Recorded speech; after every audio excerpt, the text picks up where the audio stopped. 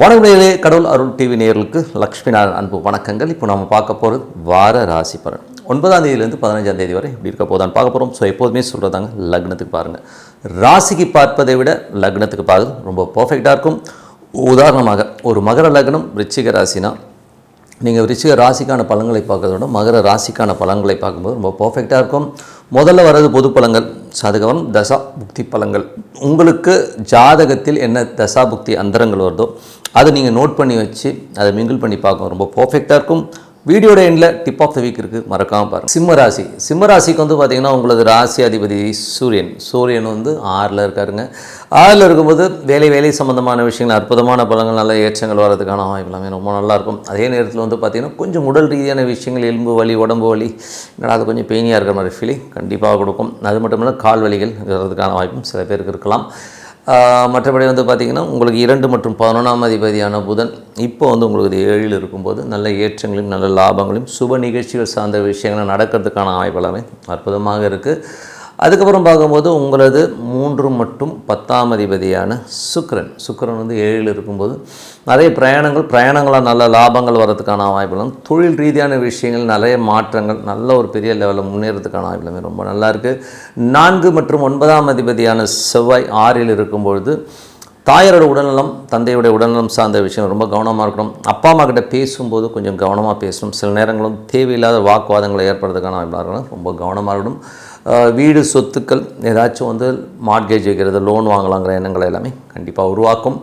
சிம்ம லக்னமாக இருந்து உங்களுக்கு வந்து பார்த்திங்கன்னா என்ன மாதிரி விஷயங்கன்னா, சிம்மத்தில் வந்து பார்த்திங்கன்னா உங்களுக்கு 5ஆம் அதிபதி 8ஆம் அதிபதியான குரு 11ல் வக்கரமாக இருக்கும்போது பெரிய லாபங்கள் நடக்காதுங்கிற ஒரு விஷயம் திடீர்னு நடக்கிறதுக்கான வாய்ப்புகள் எல்லாமே அற்புதமாக இருக்கும். ஒரு விபரீத ராஜயோகம் நடக்காதுன்னு சடனாக ஒரு பெரிய அமௌண்ட்டோ பெரிய ஒரு லாபங்கள் வர்றதுக்கான வாய்ப்புலாம் ரொம்ப சிறப்பாக இருக்கும். அதுக்கப்புறம் பார்க்கும்போது உங்களுடைய 6ஆம் மற்றும் 7ஆம் அதிபதியான சனி 8ல் இருக்கும்பொழுது வேலையில் ரொம்ப கவனமாக இருக்கணும். கணவன் மனைவிக்கு உள்ள வாக்குவாதங்கள், ஏதாச்சும் அவங்க குடும்பத்தை இவங்க திட்டுறது, இவங்க குடும்பத்தை அவங்க திட்டுறதுங்கிற மாதிரியான விஷயங்களில் கொஞ்சம் அவாய்ட் பண்ணிக்கிட்டிங்கன்னா இந்த ஸ்ட்ரெஸ்ஸஸ் வராது.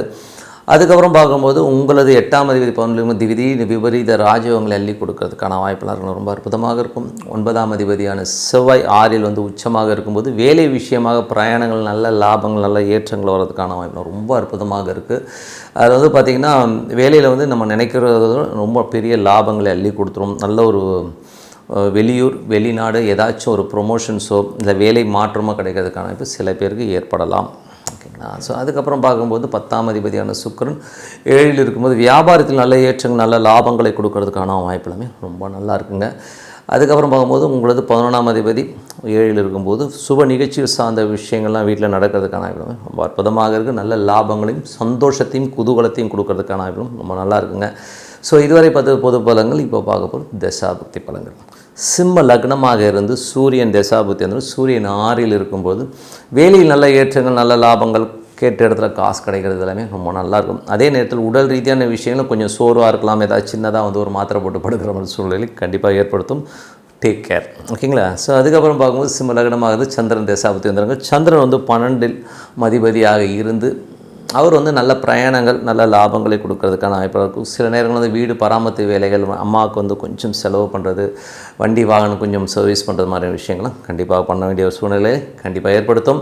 அப்புறம் சிம்ம லக்னமாக இருந்து செவ்வாய் தசாபுக்தி அந்தரங்கள். செவ்வாய் வந்து பார்த்திங்கன்னா உங்களுக்கு வந்து 6ல் இருக்குது. அது உச்சமாக இருக்கும்போது வேலையில் நல்ல ஏற்றங்கள், நல்ல லாபங்கள், பிரயாணங்கள், நல்ல லாபங்கள் கொடுக்கும்.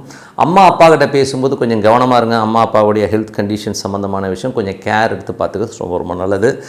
அதுக்கப்புறம் சிம்ம லக்னமாக இருந்து ராகு தசாபுக்தி. ராகு வந்து உங்களுக்கு சுயசாரத்தில் 7ல் இருக்கும்போது மற்றவரிடம் பேசும்போது கொஞ்சம் கவனமாக பேசணும். சில நேரம் கொஞ்சம் வந்து டடார்னு பேசிடுவோம். அதனால் வந்து கொஞ்சம் கவனமாக பேசிக்கிறது ரொம்ப ரொம்ப, அதுவும் ஹஸ்பண்ட் அண்ட் ஒய்ஃப்க்கு நடுவில் கொஞ்சம் சின்ன ஈகோ கிளாஷஸ் வரும். ஸோ அதெல்லாம் கொஞ்சம் அவாய்ட் பண்ணிக்கிறது ரொம்ப ரொம்ப நல்லது. சிம்ம லக்னமாக இருந்து குரு தசாபுக்தி அந்தரங்கள். குரு வந்து பார்த்திங்கன்னா உங்களுக்கு 5, 8ஆம் அதிபதி 11ல் இருக்கும்போதுனால ஒரு விபரீத ராஜயோகங்களை அள்ளி கொடுக்கறதுக்கான வாய்ப்புலாம் ரொம்ப நல்லா இருக்குது. என்ன குரு வக்கரமாக இருக்கிறனால வர அந்த ரிசல்ட் வந்து கொஞ்சம் கம்மியாக இருக்குமே ஒழிய கண்டிப்பான ஒரு திடீர் அதிர்ஷ்டங்களை அள்ளி கொடுக்கும். சிம்ம லக்னமாக இருந்து சனி தசாபுக்தி அந்தரங்கள். சனி வந்து பார்த்திங்கன்னா உங்களுக்கு வந்து 7, 8ஆம் அதிபதி 9ல் இருக்கும்போது கணவன் மனைவிக்கு நடுவில் கொஞ்சம் அந்த வாக்குவாதங்களை தவிர்த்துக்கணும். அவங்க குடும்பத்தை இவங்க திட்டது, இவங்க குடும்பத்தை அவங்க திட்டதை மட்டும் அவாய்ட் பண்ணிக்கிட்டிங்கனாலே போதும். வேலை விஷயங்களும் கொஞ்சம் கவனமாக இருந்துக்கணுங்க. ஏன்னா வேலையில் வந்து கொஞ்சம் நம்ம அலர்ட்டாக இருந்துக்கணும். எதாவது கேர்ஃபுல்லாகவோ கேர்லெஸ்ஸாக இருந்துட்டோம்னாலே அதனால் ஒரு டென்ஷனோ கடன் சம்மந்தமான விஷயங்கள் கரெக்டான ஒரு ரிப்ளை கொடுங்க. ஓகேங்களா? அதுக்கப்புறம் வந்து சிம்ம லக்னமாக இருந்து உங்களுக்கு வந்து புதன் தசாபுத்தி அந்தரங்கள். புதன் வந்து வியாபாரத்தில் நல்ல ஏற்றங்களையும் நல்ல லாபங்களையும் கொடுக்கறதுக்கான வாய்ப்புலாம் நல்லாயிருக்கு. சிம்ம லக்னமாக கேது தசாபுத்தி அந்தரங்கள். கேது ராசியிலே இருக்கும், கொஞ்சம் வெடுக்கொடுக்குன்னு பேசுவோம், மற்றவங்ககிட்ட நிறைய கேள்வி கேட்போம். அந்த சில பேர் வந்து ரொம்ப குத்தலாம் நோயின்னு கேட்பாங்க இல்லையா, கொஞ்சம் இரிட்டேட் ஆகும். ஸோ அந்த மாதிரி விஷயத்தை அவாய்ட் பண்ணிக்கிறது ரொம்ப ரொம்ப நல்லது. மற்றபடி வந்து பார்த்திங்கன்னா சிம்ம லக்னமாக சுக்கிர தசாபுத்தி. சுக்கிரன் வந்து பார்த்திங்கன்னா உங்களுக்கு தொழில் ரீதியான விஷயங்கள் நல்ல ஏற்றங்களையும் புதிய ஒப்பந்தங்கள் வர்றதுக்கான வாய்ப்புலாமே ரொம்ப நல்லா இருக்குங்க. ஸோ மற்றபடி என்னை பொறுத்தவரை நல்ல ஒரு பிரார்த்தனை, மனதார இறைவனை பிரார்த்தனை பண்ணுவோம். கண்டிப்பாக நம்ம அடுத்த லெவல் போகிறதுக்கான ரொம்ப சிறப்பாக இருக்குது. Tip of the week. So tip of the வீக்கில் நம்ம பார்க்க போகிறது ரொம்ப ரொம்ப யூஸ்ஃபுல்லான ஒரு விஷயம், விஷ்ணுபதி புண்ணியகாலம். ஸோ இந்த விஷ்ணுபதி புண்ணியகாலங்கிறது வந்து ரொம்ப முக்கியமான ஒரு விஷயம். அது வந்து பார்த்திங்கன்னா சூரியன் அந்த ஸ்திர ராசின்னு சொல்லுவோம், இந்த ஸ்திர ராசிக்குள்ளே நுழையிற அந்த காலகட்டம். ஸோ அந்த காலகட்டத்தில் என்ன மாதிரி விஷயங்கள்லாம் நடக்கணும் போது, பொருளாதாரத்தில் ரொம்ப கஷ்டப்பட்டுட்ருக்கவங்க, எனக்கு பணமே இல்லை, நாளைக்கு என்ன பண்ணுவேன், எனக்கு பொருளாதார வளர்ச்சி வேணும் அப்படிங்கிறவங்களுக்கு வந்து ரொம்ப சூப்பரான நாளுங்க. ஸோ அந்த விஷ்ணுபதி புண்ணியகாலம் இது வந்து இன்னொரு பாஷையில் சொல்லணும், இது டெஸ்டடு. ஓகேங்களா? இதில் வந்து நீங்கள் பண்ணி பாருங்கள், அதோடைய பலன்கள் வந்து வேறு லெவலில் இருக்குங்க. பணமே இல்லாதவர்கள் எத்தனை பேர் வந்து விஷ்ணுபதி புண்ணிய காலத்தில் வந்து அந்த வழிபாடு செஞ்சு நல்ல ஒரு பொருளாதார முன்னேற்றம், ஒரு 4 விஷ்ணுபதி புண்ணிய காலத்தில் பார்த்திங்கன்னா உங்கள் லைஃபே மாறி இருக்குன்னு தான் சொல்லணும். ஸோ அந்த அளவுக்கு வந்து ஒரு சக்தி வாய்ந்த நாளாக அந்த விஷ்ணுபதி புண்ணிய காலம் திகழுதுங்க.